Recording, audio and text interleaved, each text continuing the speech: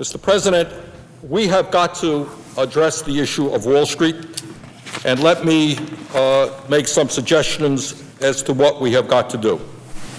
We need, in fact, a thorough investigation as to how this happened, and we need to hold those people accountable.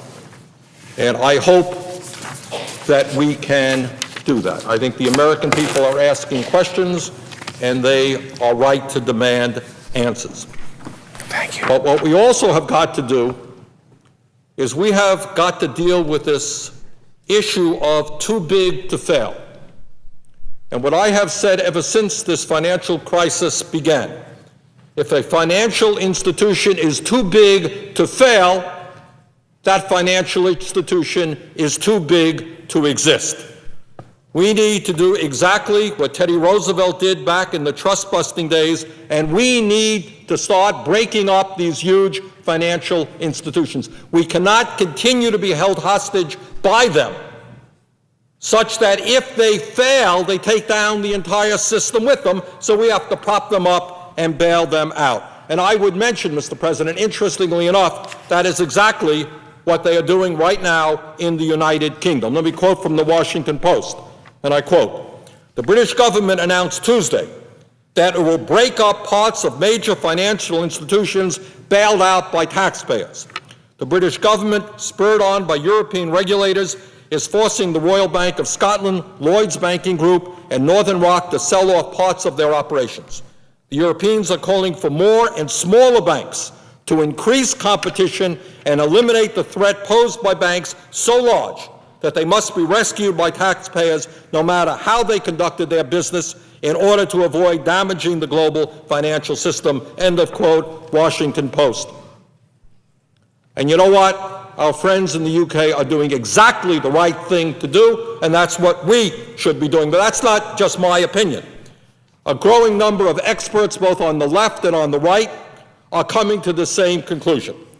On October 15th, Alan Greenspan, probably the man more than any other individual responsible for the deregulatory efforts which led to this financial crisis, admitted last year that his views on deregulation were wrong, and he was quoted in Bloomberg News as saying, quote, "If they are too big to fail, they are too big."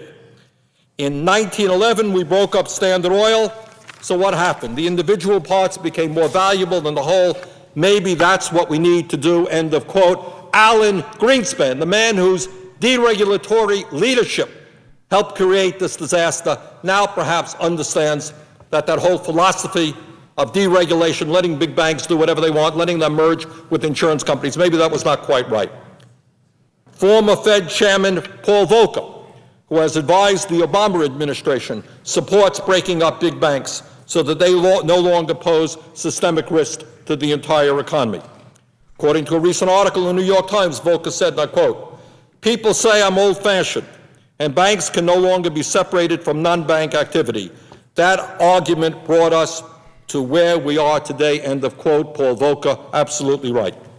New York Times said that under Volcker's plan, quote, "J.P. Morgan Chase would have to give up the trading operations acquired from Bear Stearns. Bank of America and Merrill Lynch would go back to being separate companies. Goldman Sachs could no longer be a bank holding company," end of quote, New York Times. And in my view, Mr. President, that is exactly what needs to happen. What insanity that when individuals lose their health insurance, tough luck. Small businesses go bankrupt, tough luck. But if you're a large financial institution and you act in an illegal, greedy way, we say, hey, no problem. Taxpayers of this country are here to bail you out, because if we don't bail you out, you're going to bring down the entire economy. That is absurd, and we've got to end that.